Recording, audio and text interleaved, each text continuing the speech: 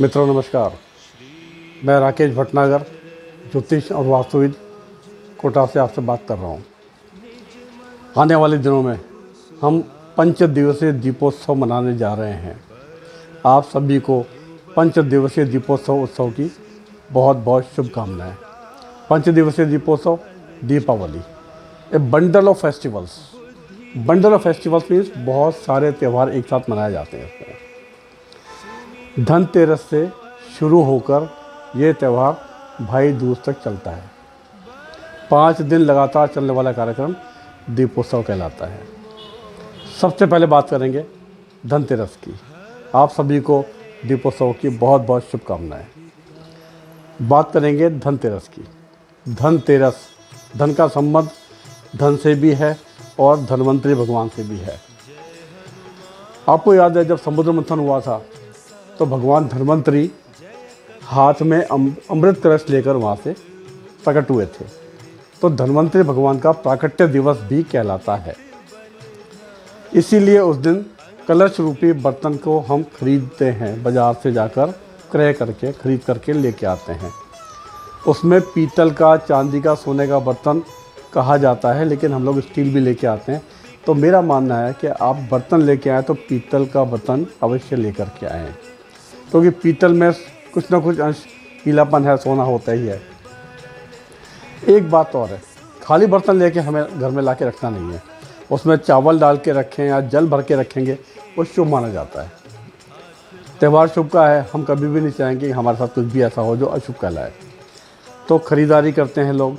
इसमें तो लोहे का सामान भी खरीदते हैं, गाड़ियाँ भी खरीदते हैं, इलेक्ट्रॉनिक का सामान भी खरीदते हैं। आजकल की परंपरा है, लेकिन बेसिकली वास्तव में देखा जाए तो हम धनतेरस के दिन चांदी का सिक्का, सोना या पीतल के बर्तन या कोई भी बर्तन खरीदते हैं जो धनतेरस पे लेके आते हैं और दीपावली तक हम उसको पूजा में रखते हैं। कलश का मतलब, बर्तन का मतलब कि हम अपने घर में अमृत रूपी कुछ भी लेकर के आ रहे हैं। ये कहानी है धनतेरस धन्वंतरी भगवान की। धन्वंतरी भगवान आयुर्वेद के जनक, देवता या औषधि के देवता हैं।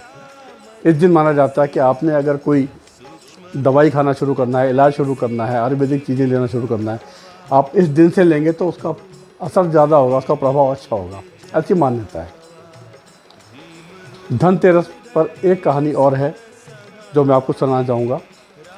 एक बार भगवान विष्णु पृथ्वी पर विचरण करने के लिए आना चाहते थे। माँ लक्ष्मी भी आग्रह किया उन्होंने कि मुझे भी साथ लेके चलो। भगवान विष्णु ने एक ही बात कही थी उनसे कि मैं जो कहूँ मेरा कहना मान लेना। दोनों पृथ्वी पर आ गए, घूम रहे थे। भगवान विष्णु अचानक दक्षिण दिशा की ओर जाने लगे। लक्ष्मी जी को कहा, आप यहीं रुको, जब तक मैं वापस ना आऊँ कहीं मत जाना। अब क्या हुआ, जब भगवान विष्णु गए तो उनको कौतुक हुआ, आखिर ये जा कहाँ हैं।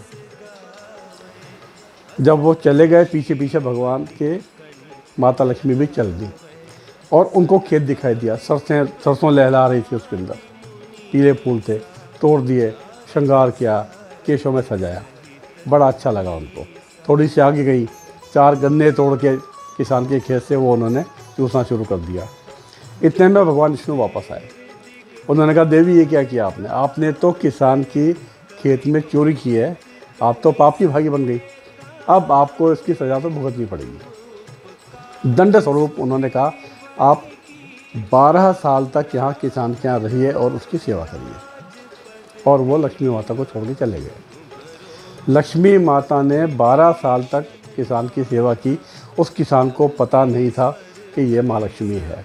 जैसे ही लक्ष्मी जी का प्रवेश उसके घर में हुआ, वो दरिद्र किसान के घर में संपन्नता आ गई। अब जब संपन्नता किसी के आने से आती है तो वो उसको क्यों छोड़ने लगा। 12 साल बाद भगवान विष्णु आए उनको लेने के लिए। उन्होंने कहा, ये इनको मैं लेके जाऊंगा यहाँ से। तो किसान ने मना कर दिया, मैं तो जाने नहीं दूंगा इनको। तो माँ लक्ष्मी ने कहा, 4 कोड़ियाँ लेके जाओ और नदी में स्नान करके आओ और 4 कोड़ियाँ नदी में डाल देना। जैसे ही वो कौड़ियाँ नदी में डालने को हुआ तो 4 हाथ निकल के आए नदी में से और कौड़ियों को ले गए। और उन्होंने बोला कि किसान, तुम्हारे घर में जो स्त्री बैठी है, सेवा कर रही है, वो साक्षात माता लक्ष्मी है, उनको जाने मत देना। अब जब ऐसी बात हो गई तो किसान के मन में भी आया, अब लक्ष्मी माता को क्यों जाने दें, पल्लू पकड़ लिया, मैं नहीं जाने दूंगा। लक्ष्मी जी भी परेशान, भगवान विष्णु भी परेशान, क्या किया जाए। माँ लक्ष्मी ने रास्ता निकाला, एक काम करो, कल त्रयोदशी है, एक कलश लेके आओ, उसमें एक सिक्का डालना और उसको रख के शाम को पूजा करना दीपक जला के। मैं उस कलश में रहूँगी, आपको दिखाई नहीं दूंगी, लेकिन आपके यहाँ धन धान्य संपन्नता रहेगी मेरे जाने के बाद भी। किसान ने वही किया, रास्ता आसानी, जाना तो था ही उनको, माता लक्ष्मी थी, कौन रोकता उनको। उन्होंने कहा तो चलायमान है, भगवान विष्णु ने कहा तो चलायमान है, कहीं टिकते नहीं है, यहाँ रह गई बहुत है, ये तो जाएंगी, आप कितना भी रुकोगे। लक्ष्मी तो चलायमान होती है, आपको भी मालूम है। तो लक्ष्मी माता शाम को दीपक जलाने के बाद अंतर्ध्यान हो गई, किसान ने पूजा की, लक्ष्मी माता दीपकों की लौ में, दीपक की रोशनी में पूरे में फैल गई। भगवान विष्णु भी देखते रह गए, किसान भी देखता रह गया और वो अंतर्ध्यान हो गए, चली गई। एक ये कहानी है। तो तेरस के दिन माता लक्ष्मी ने पूजन के लिए बोला, इसलिए उस दिन धनतेरस भी मनाई जाती है। तो धनतेरस या धन्वंतरि भगवान का प्राकट्य और धन, ये दो कथाएं हैं।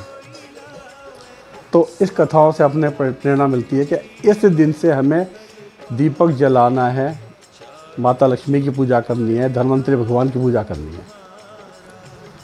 ठीक है, नमस्कार।